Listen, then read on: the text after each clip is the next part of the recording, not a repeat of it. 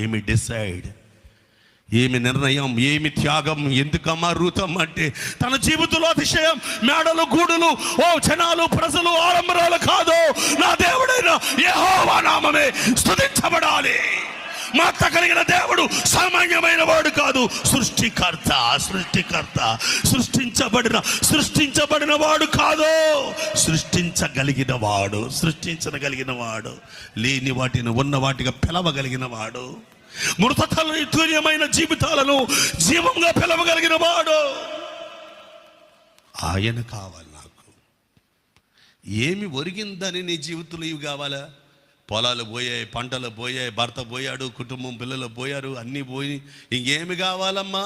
Naomi, ఎందుకమ్మా వెళ్తున్నావు అంటే, నయోమి తన కోడలిద్దరికి చెప్పిన ఉపదేశం పెట్టి తెలుసా, నా దేవుడు మరలా నా దేశాన్ని దర్శించాడు.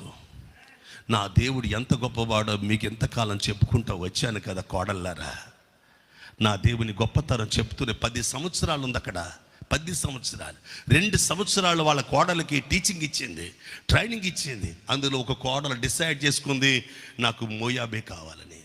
మరో కోడలు డిసైడ్ చేసుకుంది 2 సంవత్సరాల క్లాసులు, థీరీలు అన్నీ చూసింది కనుక, అత్త నీ దేవుడు దర్శించినప్పుడు నీతో పాటు అడుగులు వేయాలని ఆ రోజే నిర్ణయించుకున్నాను. నీ దేవుడు ఉండే స్థలంలో నేను ఉండాలని, నీ దేవుడు పనిచేస్తున్న పొలంలో పని చేయాలని, నీ దేవుడు ఉంటున్న ఆ గృహాల మధ్యలో నా బ్రతుకు సాగిపోవాలని, అక్కడే నా సమాధి కట్టబడాలని డిసైడ్ చేసుకున్నాను.